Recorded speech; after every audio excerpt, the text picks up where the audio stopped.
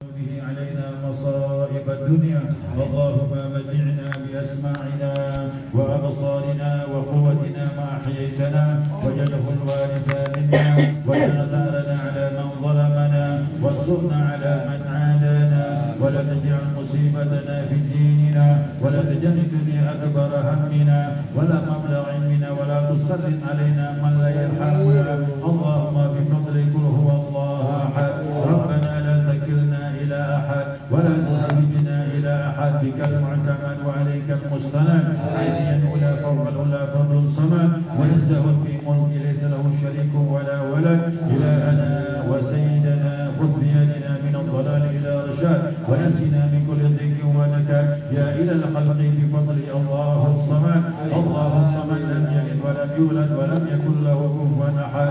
يا واحد يا أحد يا واحد يا أحد يا واحد يا أحد. ألزمنا كلمة التوحيد كما ألزمت نبينا محمد صلى الله عليه وسلم. إنك كنت وقلب الحق اعلم أنه لا إله إلا الله. أحينا بقول لا إله إلا الله وأمتنا بقول لا إله إلا الله وادخلنا الجنة مع من أهل لا إله إلا الله. اللهم ثم قرأنا من سورة ياسين ومن القرآن العظيم وما حللنا وما سبحنا وما استغفرناه وما سليناه على نبينا محمد صلى الله عليه وسلم. هدية ورسلا ورحمة منك نازلا نقدمها ونهديها إلى رضي النبي العظيم صلى الله عليه وسلم ثم إلى أرواح آبائه وإخوانه من الأنبياء والمرسلين والملائكة المقربين والصحابة القرابة والتابعين والتابعين التابعين ومن تبعهم بإحسان إلى يوم الدين. ثم إلى أرواح والدينا ووالديكم ومشايخنا ومشايخكم وأمواتنا وأمواتكم ولمن أحسن إلينا ولمن له حق علينا ولمن أوصانا واستوصانا وقلدنا عندك بلا خير يا رب العالمين. خصوصا إلى روح سالم فرح بسالم جلهما ثواب ذيك منا إليه واجعل نجسا وتلأله بين يديه. اللهم اغفر له وارحمه وعافه واعف عنه. اللهم اغفر له وارحمه وعافه واعف عنه. اللهم اغفر له وارحمه وعافه واعف عنه. اللهم ارحمه رحمة واسعة واغفر له مغفرة جامعة. اللهم انزل قبره رحمة وضياء والنور وبهجة الروح وريحان والسرور من يومنا هذا إلى يوم البعث والنشور. إنك ملك رب غفور. اللهم جزه بالحسنات إحسانا وبالسيئات عفوا وغفرانا ولقه برحمتك رضا.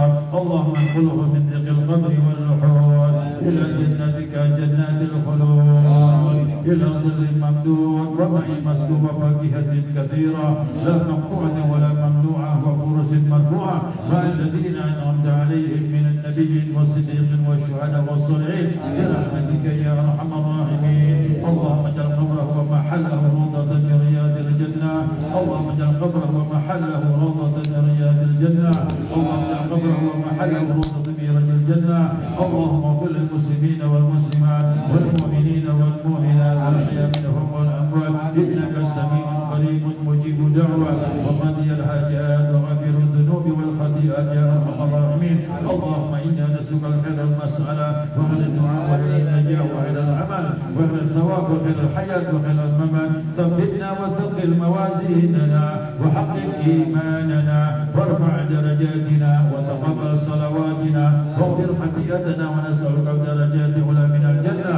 ربنا اغفر لنا ولإخواننا الذين سبقونا بالإيمان ولا تجعل في قلوبنا غلا للذين آمنوا ربنا إنك رؤوف رحيم. ربنا آتنا في الدنيا حسنة وفي الآخرة حسنة وقنا عذاب النار وادخلنا الجنة مع الأبرار يا عزيز يا غفار يا كريم ستار يا حليم يا جبار يا رب العالمين. إن الله وملائكته يصلون على النبي يا أيها الذين آمنوا صلوا عليه وسلموا تسليما. أفضل الصلاة وأتم التسليم على سيدنا محمد خاتم الأنبياء والمرسلين وعلى آله وصحبه أجمعين. سبحان ربك رب العزة عما يصفون وسلام على المرسلين والحمد لله رب العالمين. بسر الأسرار الفاتحة.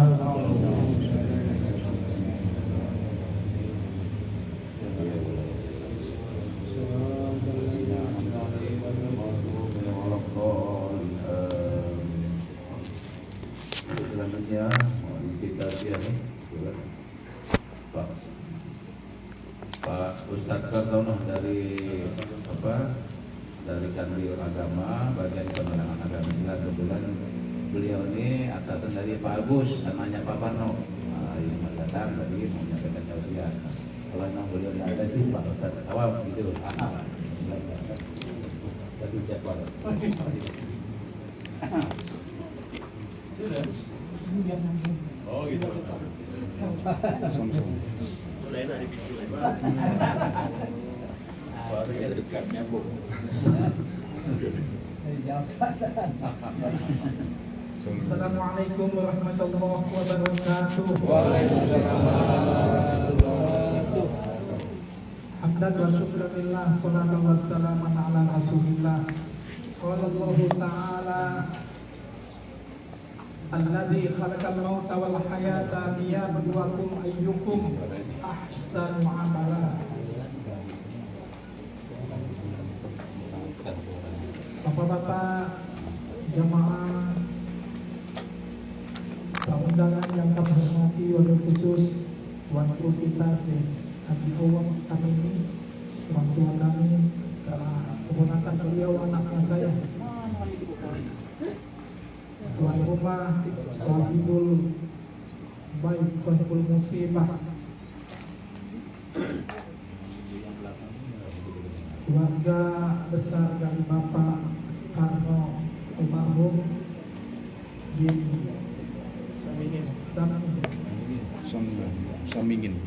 Samingin, ya. Parno bin Samingin. Mas Agus beserta keluarga besar daripada almarhum yang terhormati.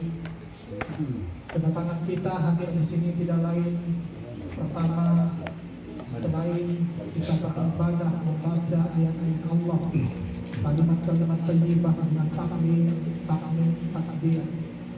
Sekaligus juga kita menghibur keluarga ahlul musibah bahwa sesuatu itu dari Allah dan semuanya akan kembali kepada Allah. Inna lillahi wa inna ilaihi raji'un. Tapi ketahuilah ibu bapak hadirin sekalian, Allah Subhanahu wa taala sampaikan di dalam Quran surah Al-Mulk yang kami bacakan tadi. Alladzi khalaqal mauta wal hayata liyabluwakum ayyukum ahsanu amala. Dialah Allah yang telah menjadikan kita sebelumnya mati, kemudian hidup, kemudian mati lagi, kemudian nanti akan dihidupkan lagi. Tujuannya untuk apa? Hadirin sekalian, tidak lain, Allah ingin melihat kita semua, siapa di antara kita hamba-hamba Allah yang paling baik amal perbuatan. Ibu bapak, di antara manusia ada yang tak percaya ada kehidupan setelah mati. Kira-kira bapak-bapak di sini percaya tidak ada kehidupan setelah mati? Percaya. Percaya? Yakin bapak? Yakin. Ibu bapak, ada satu buku yang saya baca, buku itu kecil bapak, ditulis oleh non-muslim, ditulis oleh Profesor Raymond Moder, berjudul Life After Death, kehidupan setelah mati. Kenapa?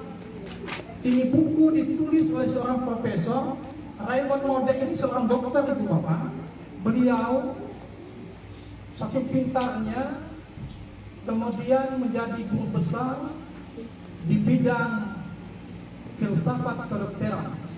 Satu ketika beliau mengajar di kelas di kampus, kemudian ada mahasiswa yang bertanya kepada Raymond Moder, "Prof, engkau seorang dokter, tentu banyak pasien yang engkau tangani, banyak yang sembuh, tapi ada juga yang meninggal, betul? Lalu yang meninggal itu, Prof, kemana mereka pergi? Rohnya kemana dia pergi?" Ini profesor, seorang akademisi, tidak mengatakan itu masalah gaib. Lalu profesor diam sejenak, beri saya kesempatan. Ini profesor melakukan satu penelitian ibu bapak. Bagaimana caranya profesor kumpulkan orang-orang yang pernah mati, kemudian hidup kembali. Ada tidak ibu bapak? Ada. Kalau bahasa kita itu mati suri, yang mati setengah jam, 1 jam, 2 jam, mati sejenak, kemudian hidup lagi. Di teleponnya beberapa rumah sakit di Amerika, perkumpulan ada kurang lebih 100 pasien yang pernah meninggal dalam waktu sejenak, kemudian dia hidup kembali. Dari 100 pasien itu, kemudian Raymond Model melakukan wawancara. Ditanya satu persatu, kemudian dia dapatkan satu kesimpulan dari pertanyaan.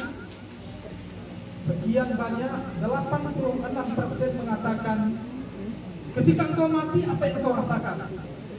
Kata Raymond Model, oh, ketika saya mati, itu seakan-akan roh berpisah dari jasad.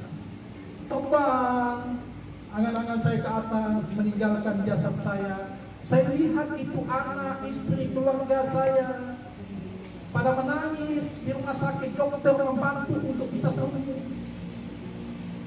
Tapi saya terus berlalu, terbang ke atas, masuk. Ini jawaban dari sekian banyak. Dari 186 orang mengatakan kurang lebih sama. Kemudian Raymond Model ini penasaran, kemana engkau pergi? Saya masuk ke lorong yang sangat gelap, sempit. Setelah itu, tak lama kemudian saya keluar ke lorong yang terang benderang. Lalu apa yang kau lihat di sana? Dia menjawab, dan sebagian besar respon dia mengatakan, hal yang sama. Apa? Melihat cahaya yang terang benderang kemudian ditampakkan. Sejarah perjalanan kami secara singkat, mulai kami anak-anak, remaja, kemudian dewasa, jadi orang tua, dan seterusnya. Dan tidak hanya itu, ditampakkan semua yang pernah kami lakukan. Nah, ini Bapak, Ibu Bapak sekalian, apapun yang pernah kita lakukan di dunia ini ditampakkan secara gamblang oleh Allah dengan singkat di sana. Kita pernah mengambil hak orang lain, ditampakkan di sana. Kita pernah membantu orang lain, ditampakkan. Kita pernah berwakar, berzakat, berinfak, berbuat baik, semuanya ditampakkan. Lalu setelah ditampakkan secara singkat itu, apa yang kau lihat? Saya pergi lagi ke atasnya, masuk, kemudian seakan-akan ada hijab penutup. Saya tidak bisa masuk ke atas, terdengar suara, pulang bin pulang, engkau belum saatnya masuk ke sini. Lalu saya pun kembali turun, kemudian balik ke jasad saya, hidup lagi. Bu Bapak yang saya hormati, cerita yang singkat yang termuat dalam buku Life After Death ini, Raymond Model mengatakan bahwa ada kehidupan setelah mati. Bu Bapak, ada kehidupan setelah mati. Ini non-muslim kalau kita wajar. Non-muslim akhirnya dia percaya ada kehidupan setelah mati. Lalu Ibu Bapak, setelah kehidupan setelah mati itu, nanti kita akan ditunjukkan dengan amal perbuatan yang pernah kita lakukan. Allah sampaikan dalam Quran surah Yasin yang kita baca tadi, di ayat yang ke-12, Inna nahnu nuhyil mauta wa naktubu ma qaddamu wa atharahum wa kulla syai'in ahsaynahu. Ibu Bapak, sesungguhnya kamilah yang menghidupkan mereka dan mencatat segala wa naktubu ma qaddamu wa atharahum. Kami catat semua apa yang pernah mereka lakukan. Dahulunya ketika hidup, catat ada catatan semuanya. Oh, tidak ada dicatat masalah apa yang pernah dilakukan, tidak. Kemudian dia juga mencatat asarihim, itu rekod ya, bekas rekam jejak semua. Kita pernah berbuat baik, berbuat tidak baik, semuanya dicatat. Bu Bapak sekalian, dicatat. Oleh karena itu Ibu Bapak, singkatnya, karena memang kita terbatas waktu. 1 menit lagi. Singkatnya apa? Setelah semuanya dicatat itu, kita jangan lupa bahwa kalau kita lahir ke dunia dalam keadaan menangis, betul? Itu disebutkan dalam satu maf'ul dalam bahasa Arab, bahwa waladatka ummuka ya bani Adam bakiya, tak kala engkau wahai anak Adam lahir ke dunia dalam keadaan menangis, sementara wannas wa haulaka dhahikan masrura, orang di sekitarmu pada tertawa bahagia melihat kehadiranmu. Betul. Ketika kita lahir kita menangis karena melihat dunia yang tak pernah kita lihat ini, tapi orang di sekeliling kita tertawa bahagia melihat kehadiran kita. Oh, lucunya ini anak ini.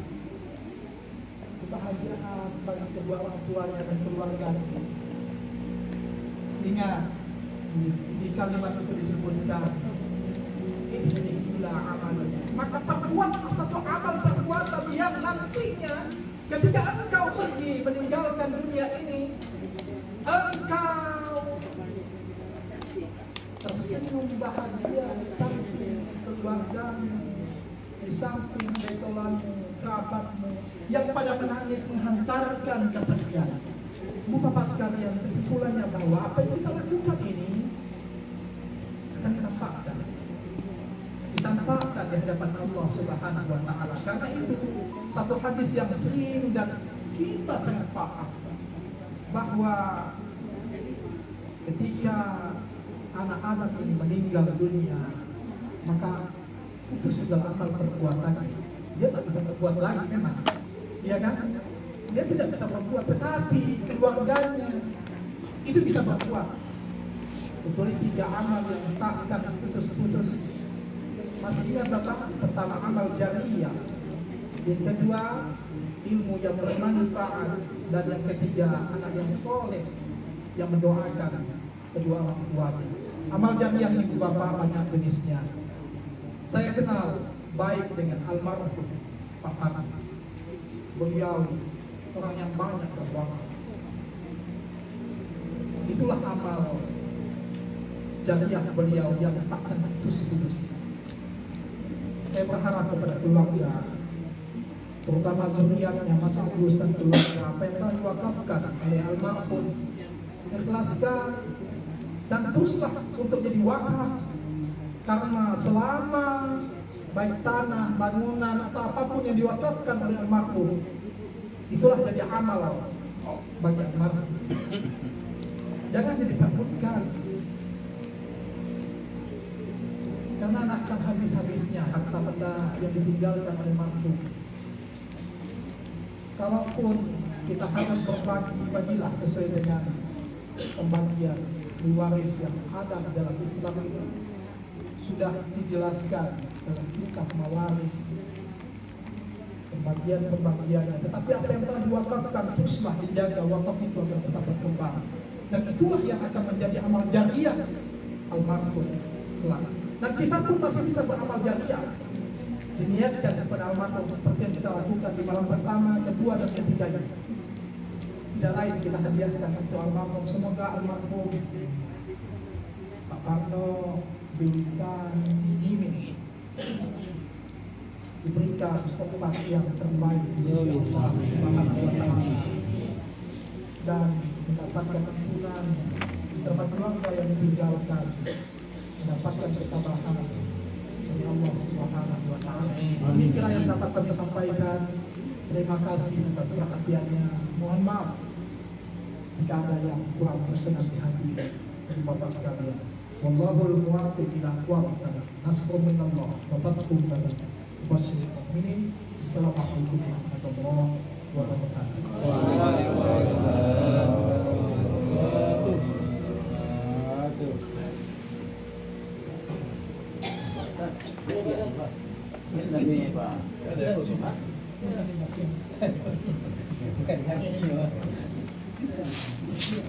Demikian tadi Bapak Ibu para jamaah sekalian, kita sama-sama tadi baca surah Yasin, kemudian tahlil doa disampaikan oleh Pak Ustaz Haji Awam Atamimi, kemudian tausiah oleh Bapak Ustaz Kartono Emagi dari Penerangan Agama Islam Provinsi Kalimantan Barat. Mudah-mudahan kita malam ini barokah mendapat ridho dari Allah Subhanahu Wa Taala. Apapun hajat yang disampaikan tuan rumah, kiranya Allah kabulkan. Kebaikan Bapak ini semua tidak lupakan yang bermanfaat dan Allah yang kepadanya. Anak-anak soleh maupun anak soleh